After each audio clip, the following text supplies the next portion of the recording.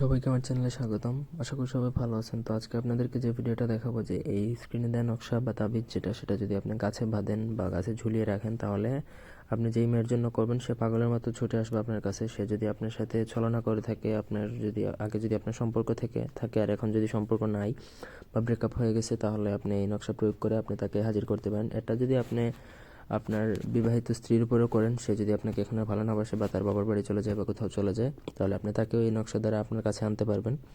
তো পুরো ভিডিওটা শেষ পর্যন্ত দেখেন। অবশ্যই আমার চ্যানেলটা সাবস্ক্রাইব করবেন, লাইক কমেন্ট শেয়ার করবেন। আর আপনারা যদি আমাদের দিয়ে কোনো ব্যক্তিগত কাজ করাতে চান, তাহলে স্ক্রিনে দেওয়া নাম্বার আছে, সেই নাম্বারে ইমো অথবা হোয়াটসঅ্যাপে আপনারা যোগাযোগ করে যে কোনো কাজ করাতে পারবেন, দেশে বা দেশের বাইরে থেকে।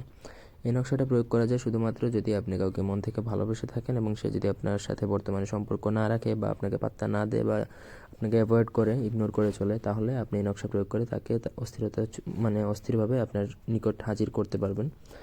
তো তার জন্য প্রথমত নকশাটা ভোজপত্রের মধ্যে জাফরান কালি বা মেশকা জাফরান কালি অথবা কুমকুম গুরুচনা দ্বারা লিখবেন। লেখার পরে নিচে দেওয়া আছে তাবিজের নিচে এইভাবে লিখবেন যে, হে আল্লাহ, তুমি অমুকের অথবা অমুককে আমার জন্য ভালোবাসা করিয়া দাও। এইভাবে লিখবেন। লিখার পরে মেয়ের মায়ের নাম সহকারে লিখবেন। এটা শুধুমাত্র মেয়ের উপরই প্রয়োগ করা যায়। মেয়ের মায়ের নাম সহ, যেমন অমুকের মেয়ে অমুককে আমার প্রতি ভালোবাসা সৃষ্টি করিয়া দাও। তারপর আপনি নকশাটা যখন লেখা শেষ হবে, তারপর নকশার মাঝখানে 1 ফোঁটা আতর দিবেন।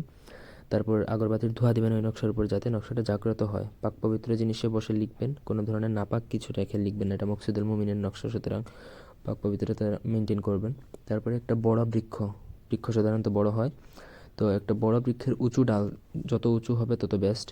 উঁচু ডালে হলে কেউ সেটা দেখবেও না, কোনো কিছু দ্বারা নষ্ট হওয়ার কোনো চান্স নাই বা মানুষও সেটা দেখবে না। তারপর সেই ডালে আপনার লাল সুতা দ্বারা বাঁধিয়ে ঝুলে রাখবেন। এমনভাবে ঝোলাবেন যেন বাতাসে তাবিজটা যেন দুল খায়। যদি দুল না খায় তাহলে ওইটা নড়বে না, মেয়ের মনও কিন্তু আপনার জন্য দুল খাবে না। সুতরাং এটা মাথায় রাখবেন যেন তাবিজটা যেন দুল খায়। আমি গ্যারান্টি দিয়ে বলতে পারি 24 থেকে 48 ঘন্টার মধ্যে তার খোঁজ পাবেন এবং সে হাজির হবে। ধন্যবাদ সবাইকে।